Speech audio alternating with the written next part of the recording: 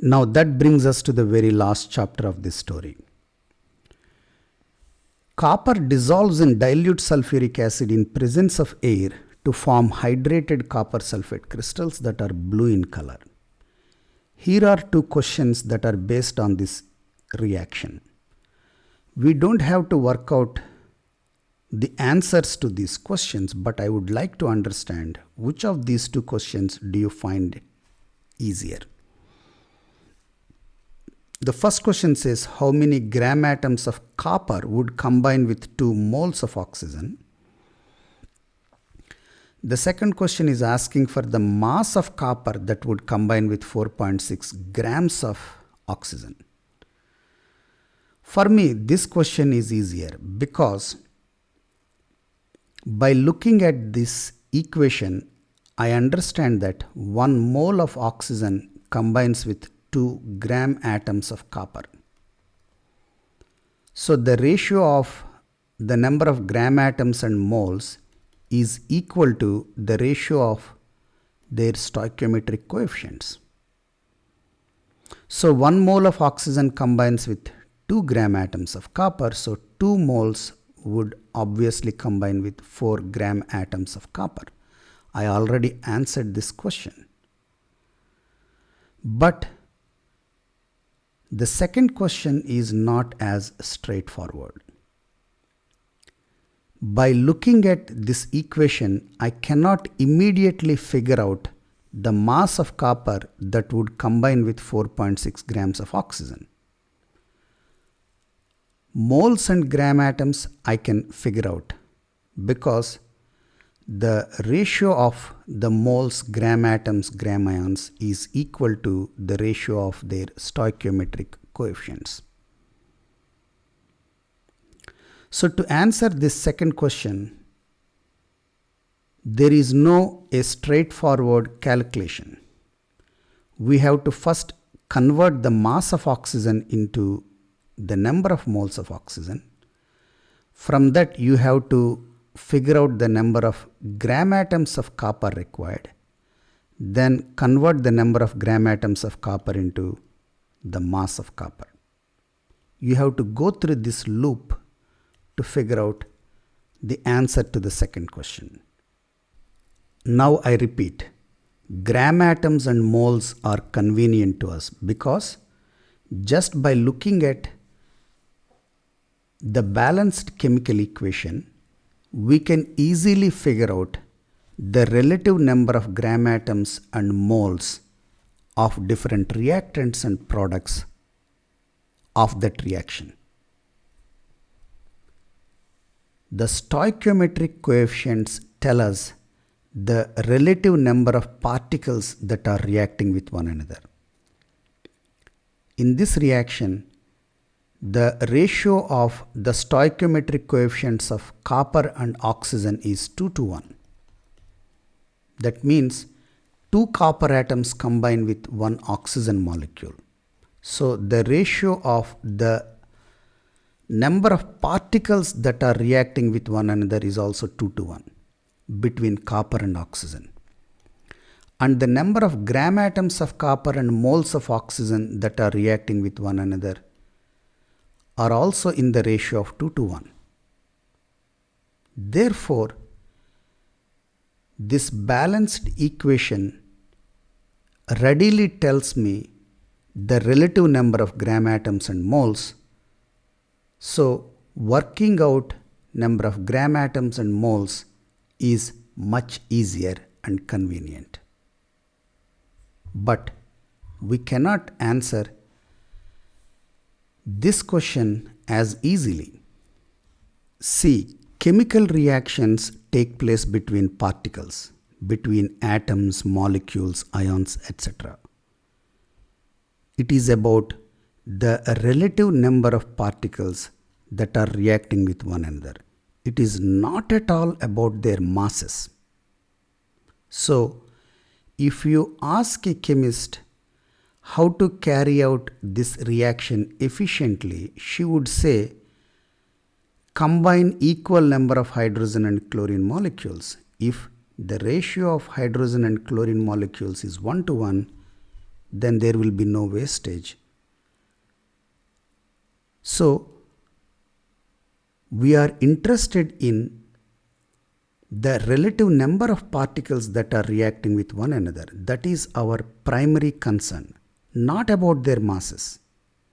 Then you would ask why we did all these calculations about volumes and masses, etc. That is because I cannot buy hydrogen and chlorine by count of molecules. There are no molecule counters out there. So I am taking the help of other physical quantities like mass and volume to indirectly figure out the relative number of particles present in them. So here we said 1 liter of hydrogen completely combines with 1 liter of chlorine, not because these volumes are somewhat special. It is only because they contain equal number of hydrogen and chlorine molecules. It is always about the relative number of molecules. Similarly, here we said 46 grams of sodium combines with 34 grams of ammonia only because they contain sodium atoms and ammonia molecules in the ratio of 2:1 or 1:1. So whether you talk about combining weights or combining volumes, it is always about making sure that the number of particles are in a particular ratio or in the required ratio. So what I am trying to highlight here is, for a chemist or a student of chemistry, the primary concern is the relative number of particles. We are using mass and volume because we are unable to count molecules. So we are taking the help of these quantities to indirectly figure out the relative number of particles. If there is some other physical quantity using which we can figure out the relative number of particles more easily and more accurately, we would use that. We have no particular interest in mass or volume of particles as far as chemical reactions are concerned. Our concern is the relative number of particles. And the International System of Units, that is SI system, understood this and made some changes in the year 1971. Now let us take a look at this table. What do we have here? Here I have listed some substances like magnesium, carbon dioxide, etc. We know there are some particles like electron, proton, neutron that are even smaller than an atom. They are called subatomic particles. Here I have listed their relative masses. Remember, the relative masses of all particles, including the subatomic particles, are determined by using mass spectrometers, using carbon-12 as the standard. That is, using one unified atomic mass unit, that is 1/12 of the mass of a C12 atom as the reference. Here we have listed certain quantities of these substances or amounts of substances. 24.3 grams of magnesium, 44 grams of carbon dioxide, and so on. Obviously, 24.3 grams of magnesium is 1 gram atom of magnesium because it is its relative atomic mass or atomic weight in grams. 44 grams of carbon dioxide is 1 mole of carbon dioxide because it is its relative molecular mass or molecular weight in grams. Similarly, what do you call this much of electrons? Gram electron. Relative atomic mass in grams is gram atom. Similarly, relative electron mass in grams is gram electron. Similarly, we can define gram proton and gram neutron also. And we know 1 gram atom of an element, 1 mole of a molecular substance, and all these would contain an Avogadro's number of entities.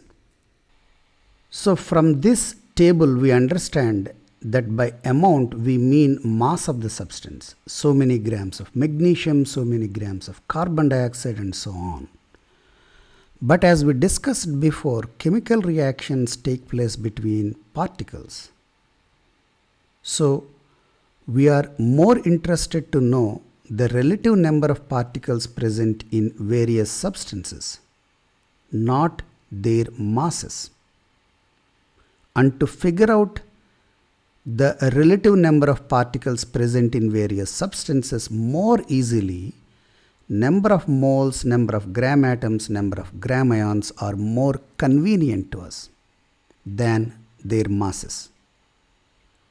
Therefore, for us, amount means something different. Amount means the number of particles present in the substance. That is what we are more interested in, not its mass. And it is for this reason, in the year 1971, International System of Units added a new fundamental physical quantity called amount of substance. And amount of substance is a measure of the number of particles present in that substance. Before 1971, there were 6 fundamental physical quantities like mass, length, time, thermodynamic temperature, luminous intensity, and electric current. In 1971, they added a new fundamental physical quantity called amount of substance, and its symbol is small n. And it is a measure of the number of particles present in the system. If the system has less number of particles, then the amount of substance is less. If there are more particles, the amount of substance is more. So amount means number of particles, not mass. So we replaced all these numbers, number of moles, number of gram atoms, number of gram ions, etc., that were previously used to understand the relative number of particles with a single fundamental physical quantity called amount of substance. And numbers are not physical quantities.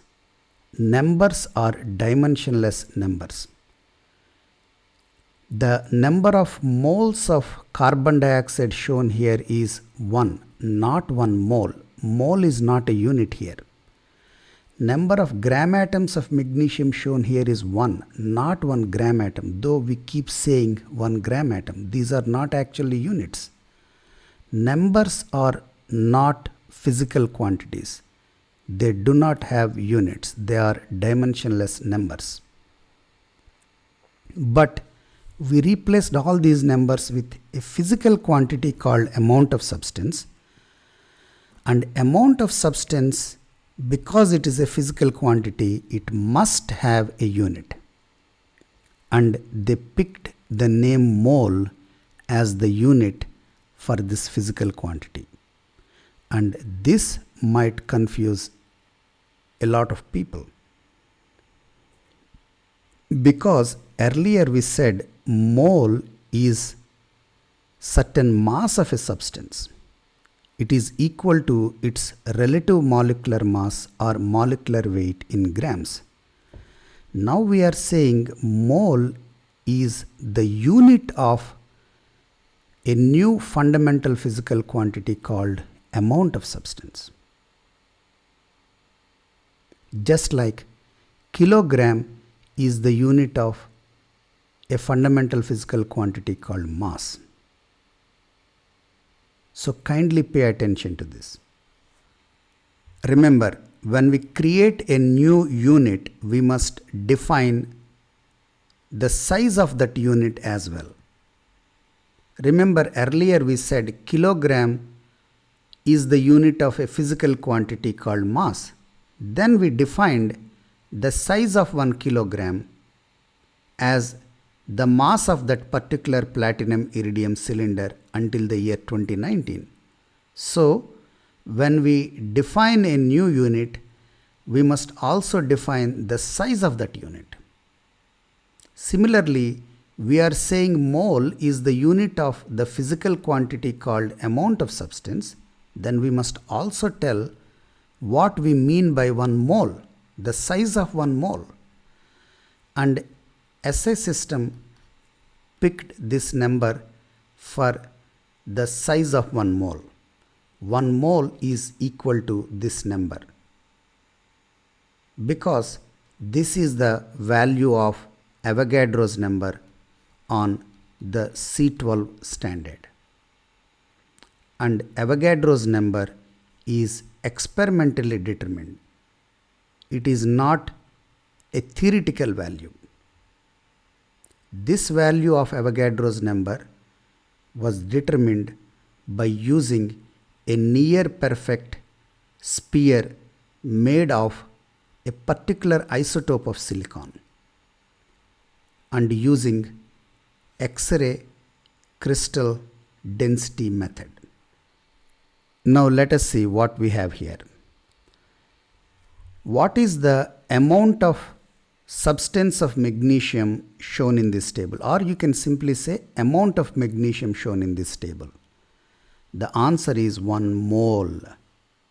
What is the amount of carbon dioxide shown here? Again 1 mole. Amount of electrons shown here? 1 mole, not 1. Remember, amount of substance is a physical quantity and every physical quantity must be expressed with its unit.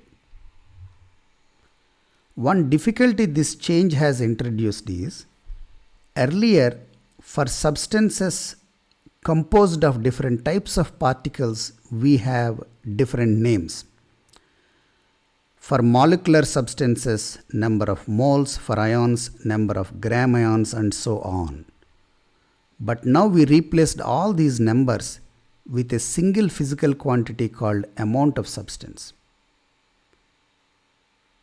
So we have the same name for all types of particles. So this may lead to some ambiguity or confusion. So to avoid that, we must clearly tell the kind of particles we are talking about, whether we are talking about atoms or molecules or ions.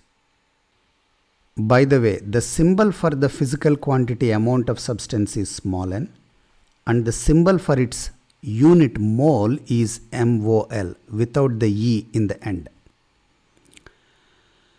Now, though this physical quantity was introduced nearly 50 years ago, not many people use it. We still see these old names in our textbooks. But this switchover is not that difficult. All we have to do is replace these old names wherever we see them with amount of substance. Take this question for example.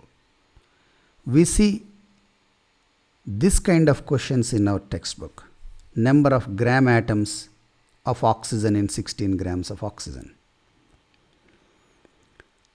To switch over, all we have to do is replace number of gram atoms with amount of substance of oxygen or simply amount of oxygen in 16 grams of oxygen. Earlier this was a number, so the answer will not have any units. It was only a number. Now amount of substance is a physical quantity and it must be expressed in the unit of mole. It cannot be dimensionless. Now this change has introduced some ambiguity.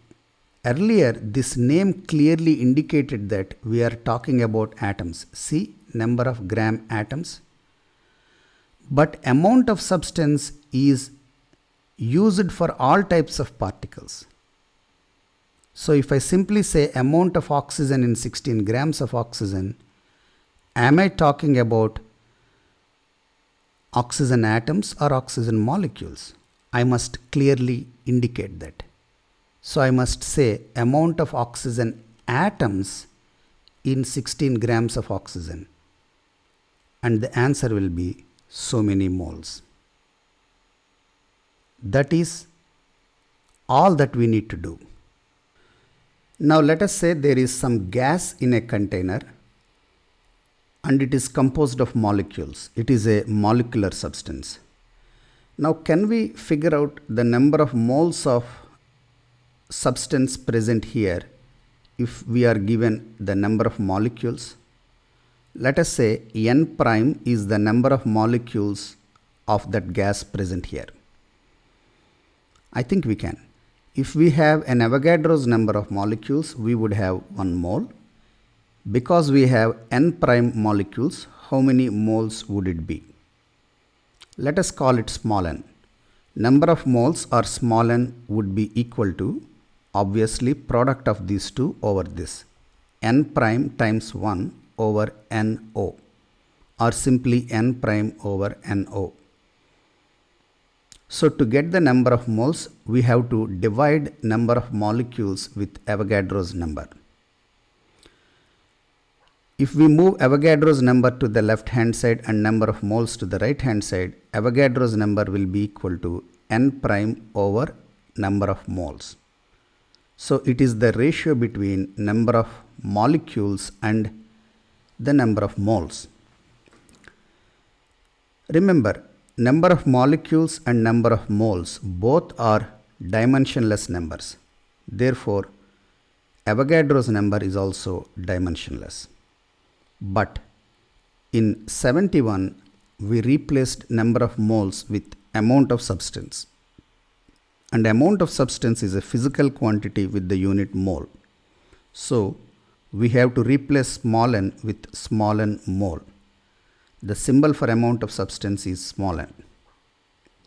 So that will be equal to n prime over n times 1 over mole. 1 over mole is per mole, or it can also be written like this. This is read as per mole. And n prime over small n is nothing but NO, that is Avogadro's number. So we can replace this ratio with Avogadro's number. So here we have Avogadro's number with the unit per mole. If something has a unit, it is no longer a number.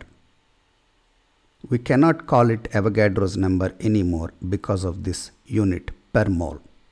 So we gave a new name to this. It is called Avogadro's constant. Constants can have units. So Avogadro's constant is equal to Avogadro's number per mole. They are numerically equal, but Avogadro's number is dimensionless. Avogadro's constant has the unit per mole. So this is the relationship between Avogadro's constant and Avogadro's number. Now can we figure out the number of moles given the mass of the substance and its relative molecular mass? Let us say mass of this substance is small m grams and its relative molecular mass or molecular weight is mR. Remember earlier, molecular weight in grams is 1 mole. So if you take mR grams of that substance, you would have 1 mole of that substance. But here we have small m grams of that substance. How many moles would it be? Let us call it small n. Again, number of moles small n would be equal to product of these two divided by this. So m grams times 1 over mR grams. You can cancel these units. So number of moles is m over mR. Or to get the number of moles, you have to divide mass of the substance with mass of 1 mole. You take mR grams to the left hand side and small n to the right hand side, then mass of 1 mole of the substance would be equal to m grams over number of moles, that is small n, or m by n grams. Now in 71 we replaced number of moles with amount of substance, and this has the unit mole. So you have to replace small n with small n mole. Now pay attention to this. In the numerator we have a physical quantity called mass, and in the denominator we have another physical quantity called amount of substance.